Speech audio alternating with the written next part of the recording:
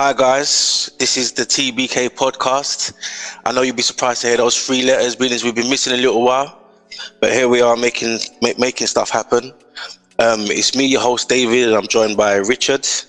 I'm joined by Tunde, and we're here to talk about the Fury versus Whyte fight night approaching this weekend. Being as it's been a while, Rich, kick us off, man. Yeah, good to speak to you all again, and I'm looking forward to the fight. I'm actually travelling down. The wife got me tickets for my birthday, so I'll be around in London from lunchtime onwards.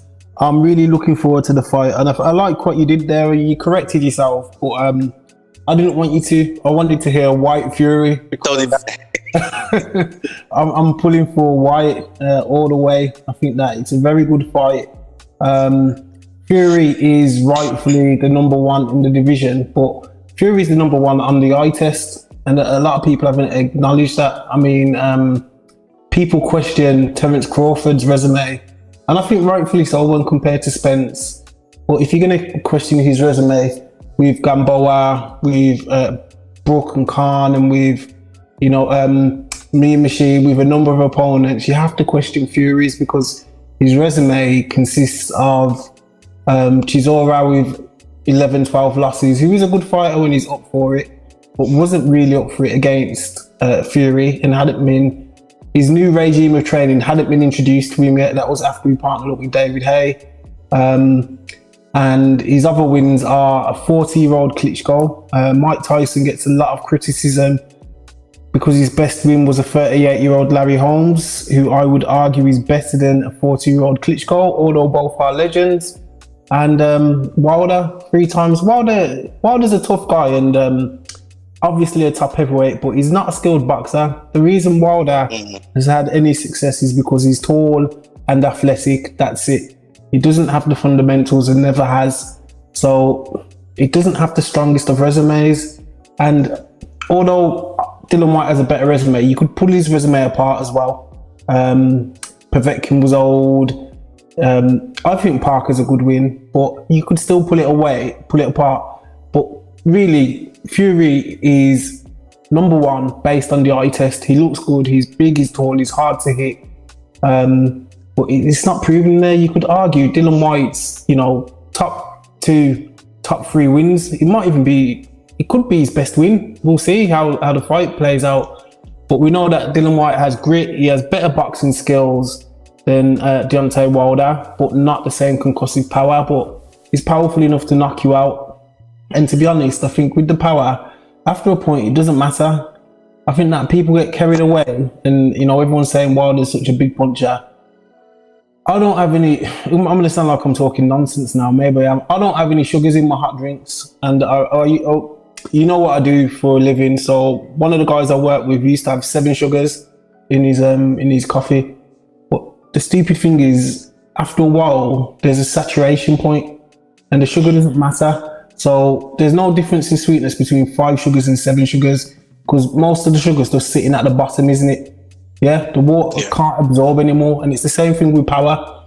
I really think once a fighter has enough power to knock you out, it doesn't matter if this guy's more powerful than that. If he's got enough power where one punch can put you out cold, that's it. There's no difference really. It's just who has the skill and the ability to land that power. That's when that starts to matter. And I think Wilder doesn't have the skill, he has the athleticism. If he was a skilled fighter, Wilder would be he's already extremely dangerous, but he'll be very hard to beat because it's not just about having the speed and the athleticism to land that punch.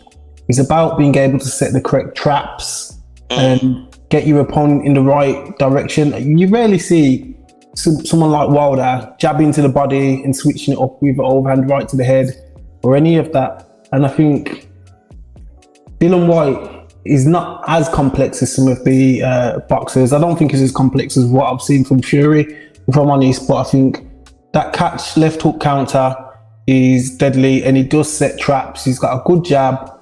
He works well to the body. And I really think the body is the way to beat Tyson Fury, if I'm honest. So yeah, I can agree with that as well. I'm gonna come back to you, Rich, because let me give Tunde room to carry on what it is that he thinks as well, and I'll come back to you in a bit.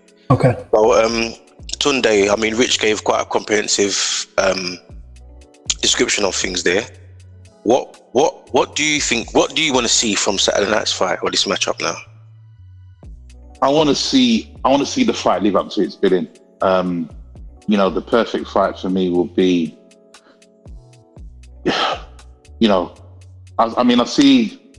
see a stoppage, but I'd prefer to see a late stoppage. So, a bit of to-in and throw-in, on both sides will be like the classic heavyweight fight. If we see both of them get dropped and then get back up, that will be it for me. Fury is, I agree with Richard in that, like, Fury's a champion by eye test, in that he's, he looks good, he's tall, he's rangy, he's big and strong. I think, but what he does have that you don't really see in a lot of heavyweights is he has got an incredible level of stamina for someone of his size. He's got excellent footwork for somebody of his size. He's very nimble on his feet. He's got really good fundamentals for somebody of his size as well. But it's his stamina which is an absolute joke, because this is somebody that can fight. Even going back to the old sort of like 15 rounds that he used to do back in the day. I mean, this is somebody that can just fight for ages. Yeah. That may be a result of his traveling background. I'm not sure, but he is a bit of an anomaly in that regard. We all know that the more muscle you have, then the more likely you are to tire because of the amount of lactic buildup. He's quite fleshy, which probably feeds into it. But he is a born fighter. Like, it's part of his DNA. This is somebody who's been brought up fighting. Yeah. And that's something that you can't, get away from. But then we look at Dillian Whyte, and he's somebody who has come through a similar sort of route in terms of just fighting, albeit via a different way, where like he, in terms of his background and being on the streets and stuff, he's had to fend for himself. And that breeds a certain type of temperament, and we've seen that in him. Where I think he's done really well for himself is that, when we first came across him, in the build up to to fighting AJ and stuff, we just saw him as a bit of a lump who wasn't really intelligent, not very articulate, and he had a chip on his shoulder, well, maybe even resentment in terms of, AJ has had his route like plotted out for him. He's getting all of the plaudits because of the Olympics and and he got beat, right? But what we saw in that fight was, this is somebody who had his shoulder went, and he carried on for another what was it? 5 rounds. 8.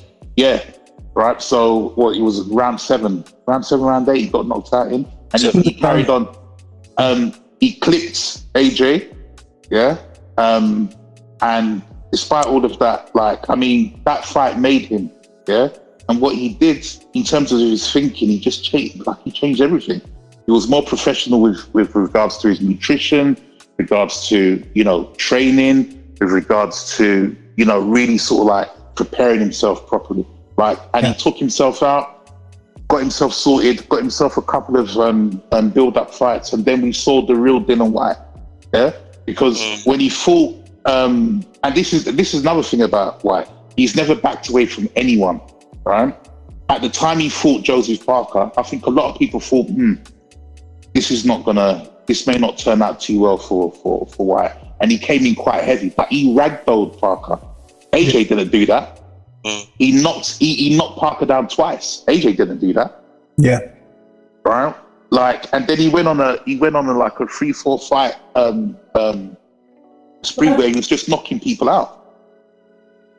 He's fitter. He really is at a point where I would consider him world class. And out of all the fighters that I've come across, he's the one he's like the most vastly improved.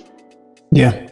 And the thing is, And behind that, it's like, you know, as the public have gotten to know Whyte more and see more of his personality, he's actually very intelligent. He'll make a really good trainer. He understands boxing. Yeah. He understands boxing in a way that most people don't. Right? And it's gonna make for a really, I'll bring it back, it makes for a really intriguing fight because he's not a lump, he's not a roadman, just come boxer. He is a bona fide fighter with a brain. He knows what he's doing. You know, he had that setback against Povetkin, and as soon as the fight was done, he knew what went wrong, and he said it, and he corrected it in the subsequent fight. And you know, up until that knockout, he did everything correctly. He ragdolled Povetkin. Mm-hmm. Yeah. So for me, both have their strengths. With Dillian Whyte, he really needs to be murderous in his body punching. Fury is weak in the body, as far as I'm concerned. And Wilder, the tactics that Malik Scott had for Wilder were the right tactics, but Wilder wasn't able to really implement them the way that he wanted to. Yeah, I don't think Wilder had the intelligence or the fitness, in fact, or the stamina to maintain size as well. You're right. He's small. He's 6'7", but I mean he's 15 stone. So he's not an inside fighter at heavyweight. No. He's a cruiserweight. He's a blown up cruiserweight. And the thing is, he doesn't have the legs at all. Like, I mean, he's the classical example of a bodybuilder who just trains the upper body and not the legs. There's no. If you don't have the legs, then you have no foundation to do anything. All that saved him, like you said, Rich, is his power in terms of just knocking people out. He catches them once and they're gone. Yeah. I think if Whyte chops down the body, then you know we're in for a really, really good fight. I think you know Whyte is much more mobile than he's got much better fundamentals than Wilder. Like Fury will not be able to ragdoll Whyte the way that he ragdolled Wilder. There's no way. It's not going to happen. He won't. Of course not. It's not going to happen. The thing is, though, one thing on that, the one thing I think is a concern for me is his footwork is still not necessarily that good. Yeah. And when you consider the difference between the two of them in terms of their mobility around the ring, and you throw in Fury's height and reach advantages, I think these are things that Whyte's body game has to be at its absolute best on that night. Mentioning what you said about Deontay Wilder, but what both of you said about Deontay Wilder and his ability to throw to the body, I think Wilder learned something for a little while. It's like he just didn't have the patience to see it through, because what he wants to do really is go for his signature thing, and that is throw that right hand and hope it detonates. Whereas Whyte, the body punch is a firm part of his arsenal. And I think the importance of it on Saturday night is probably going to be the difference between him winning and losing. In spite of his left hook, in spite of the way he now puts punches together, because as both of you alluded to as well, he's come a long way since the guy that we saw, since the goon that was fighting AJ. Yeah, so like as you said, Tunde, he's certified world class now, and there'll be people that argue that tag all they want, but the bottom line is he's put it out there to fight certain people. We don't always, when none of us are in negotiating rooms, but those fights haven't happened. This one's happening. Yeah. So we can only judge him against we can only judge him on what we've seen him do and who he's done it against. And the fact that he's shown a certain level of IQ in that both Povetkin gave AJ a lot more trouble than he gave Dillian, but of course Dillian got knocked out in the first fight. But the Parker fight, for example, AJ always intimated and then actually showed us that he was going to be light enough to make sure that he could keep moving. Whereas Dillian put on the weight to make sure that he literally just flipping, as you said, ragdoll Parker and beat the life out of him. And if not for the fact they put on that much weight, later on down the line, you know, he blew out a little bit, and that's why he got caught. That's why he went down as well. But even in that, he went down to take a breather, rather than show bravery and try fighting until the point where he got punched out. He made sure he took his rest and saw the fight out. And it's little things like that with Dillian that have shown how much has come on. But another concern I highlighted there, because it is a concern, it happens in almost every fight, though he knocked out Chisora late, he does start to look quite tired towards the end of the fight. And we've seen with Fury can go for probably 24 rounds the way he ends fights sometimes, because his stamina is unreal. For me though, I do believe that I want Dillian to be the victor. I'm not going to pretend. And the reason I want that is because if anyone was due a glory moment from this sport and has earned that, I believe it's him. Nice one. I want him to win. I badly want him to win, because I think the way he's been treated by the WBC is nothing short of disgraceful. They've done everything possible to stop him from getting his chance to fight for the title. And not just that. Like I really rate Whyte as a fighter. I honestly do rate him as a fighter, and he has the tools to beat Fury, but he needs to do what he's good at. Yeah. And I think too often fighters will discard what they're good at and try and do something different in order to be a particular fighter. As we saw with AJ against Usyk, he needs to do what he's good at. And he's the body snatcher. He needs to snatch man's soul straight. Like Fury is not good in the body. Yeah. He isn't. I think that's his major weakness. He's not good in the body. That's why he pulls his shorts up so high. That's deliberate. It's not a style. It's completely deliberate. He knows he doesn't want it to the body at all. No, he doesn't. And I think I don't think there's a harder body puncher in the heavyweight division than Whyte. Yeah. I've not come across. No. Did you guys watch the press conference? What do you think? I did. Yeah. I did. I watched it. It was very interesting. It was weird. Fury is usually on the wind up the entire press conference. I thought because Dillian Whyte hadn't engaged in any of the pre-fight build-up that Fury would be on it, but he wasn't. He was very respectful. It kind of almost felt like a bit of foreboding to me. He was talking about how good Dillian Whyte is, and he seemed out of character almost. You know what it is? You see, Fury is somebody who he's like a fire, and fire needs oxygen in order to do what it needs to do. You cut off the oxygen, then the fire dies. And it's the same with Fury. Like Whyte completely he didn't engage at all, and that sent Fury a bit nuts initially. Like there's nothing for him to feed off, and that was very deliberate. What Whyte did, he had no intention of engaging with him. No, not at all. And I think what he's done in many ways, I think he's unnerved him slightly. Yeah, because Fury's comfort zone is getting people on the back foot in the build-up to the fights. We saw that he do that masterfully against Klitschko. Yeah. Like he won every single out of the ring battle there was to win. And I think that was the key to him winning the fight on the night as well, because he got inside Klitschko's head. And as we know, if Klitschko can't control situations, he's falling apart. We've seen it in the way he's been knocked out previously and stuff like that, what have you. And I think Dillian just took away that element of control that he needed. Fury took away that element of control that he needed. I think, but in this situation, it's funny because I was looking at when John Fury tried to start an altercation, it seemed like, and I think Fury knowing that Whyte's ready, I just feel like that unnerved him even further, because you've got the Gypsy Gang against what effectively is real goons. Yeah, you know what I mean. And I think the fact that Fury probably knows that there's a comeback attached to Dillian, or you know what I mean. I think that he's not in Morecambe anymore. He's not in. Yeah. No, facts. Yeah, it is absolute facts, and I think that played its role. Because it was also respectful. You've never seen Fury even turn to any of his team and say, "Leave it to us on the stage," and that was a surprise to see. John Fury tried to shut his mouth off, and as soon as Dillian kind of had a word with him, he went a bit quiet. Yeah. And you've never seen John Fury get shut up before. I mean, we saw. I don't know if you guys saw what he done to Carl Frampton the other day.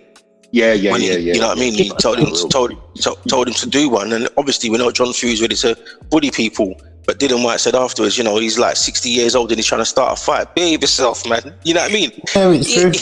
Yeah, even when he was active, he wasn't that good. No, he wasn't. He got sparked out quite a few times. Yeah, he did. Somebody with mouth. He's trying to intimidate world-class fighters, and that's not what he was. And I don't think he's gonna show Dillian much challenge. Outside of the ring, he might have been a better street fighter, been a gypsy, but I just feel like he's an old man. He needs to be sensible, doesn't he? Really, he does. But then you got to remember as well, you're talking about an ex-kickboxer as well, so it's a well-rounded fighter. Yeah. But I think for me, Dillian he's taken something off Fury in the mind games that we've not seen in World Championship fights with Tyson Fury. And I'm looking forward to Friday, because I think on Friday is where we really see what will happen when the rubber meets the road, because obviously, that's when the tensions are going to be higher. That's when the expectations are going to start to pour in on both fighters. And I guess that's when it gets a bit more real. We'll also get an indication of what their tactics will be with the weigh-in, because I'll be really interested to see where Dillian is with regards to his weight. Because he's looking quite trim. Yeah. So I'm thinking that he might come in, might be around the sort of like 17, 18 stone mark. Yeah. Fury looks a bit lighter as well than he did. He looked a lot lighter. Yeah. So, it wouldn't surprise me if he's coming to box and move. And in fact, Sugar Hill Stewart kind of alluded to it. He said that he's doing a lot of the things he was doing before I came into camp, and he's just turned into this wrecking machine since Sugar Hill Stewart came into camp. So I think he's going to try to avoid close combat. I hope not, but it could actually be a boring fight. I was at the second Whyte Fury Chisora fight, the second Fury Chisora fight, and that fight was boring. I went to the fight to see Eubank Jr. against Billy Joe Saunders, and we left midway through the Fury Chisora rematch because it was so boring. And if we're honest, people speak as though he completely outclassed Klitschko. Well, he didn't. It was an 8-4 fight, and it was boring. Yeah. It wouldn't surprise me if this was a boring fight. I feel like if Fury wins, it will be a boring fight. I think he'll jab and move and tie Dillian Whyte up on the inside, which won't be as easy as it was with Wilder. But I think that's his way to win. He's going to try to replicate what he did in the second Chisora fight. But I think that's probably the key to victory for him, though. He's going to have to keep Whyte at the end of his range. Yeah. Because if he lets him in, like Tunde has said, he's probably not only the best, but the strongest body puncher in the heavyweight division. Yeah. It almost feels like he's the only one, because everyone seems to be chin checking, but he can do both. Yeah. And I think that's going to be part of it, because he cannot afford to take too many of them punches to the body. It's like not from someone like Whyte. It's no. Yeah, I mean, he seemed to be in trouble after only 2 rounds against. Well, not trouble, but he seemed to be uncomfortable after only 2 rounds against Deontay Wilder. Yeah, you know what I mean? And that's a big reason why he got knocked down the 2 times. Yeah, because those tactics were working. Yeah, it's just that Wilder doesn't have either the fundamentals, the discipline, or the intelligence to see it through. Yeah. So we've all said who we want to win, but okay, what are our picks? Who do we think is going to win? Really? Oh, easy presenter. So, I guess I'll go first. My pick is Whyte. I do think the body attack's probably going to take his toll, so I'd say Whyte at round 10. But to be honest with you, it's a little bit wishful thinking, but I don't care anyway. That's my prediction. Yeah. I'm going to stick with it. That's a good one. Mm-hmm. Sorry, Rich. Go on. Sorry, Rich. Go on. No, it's fine.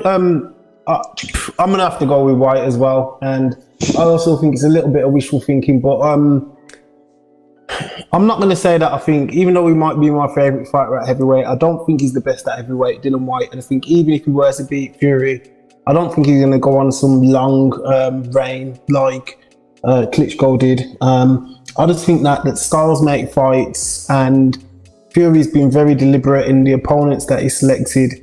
I just think, he's come back and he's talked a good game, but he's fought, Francesco Pianetta and Tom Schwartz and Otto Wallin. He hasn't fought that many great opponents outside of Wilder. I just think that's deliberate. He's going to get caught quite a lot on the inside. He's not going to be able to just overpower and throw Dillian Whyte around on the inside. When he leans on him and comes in, he's going to get punished to the body repeatedly. And I also think, even though this doesn't matter too much, he's acting, kind of out of character. He did the little tickle thing, but outside of that, he was very respectful. And unless he turns it on at the weigh-in and starts acting the fool, I don't think he's acting himself. So perhaps he's not as full of confidence as he likes to present. And I really think Dillian Whyte's going to hurt him to the body, but probably catch him with a catch and shoot left hook and put him down and win on points. Okay, all right. Tunde?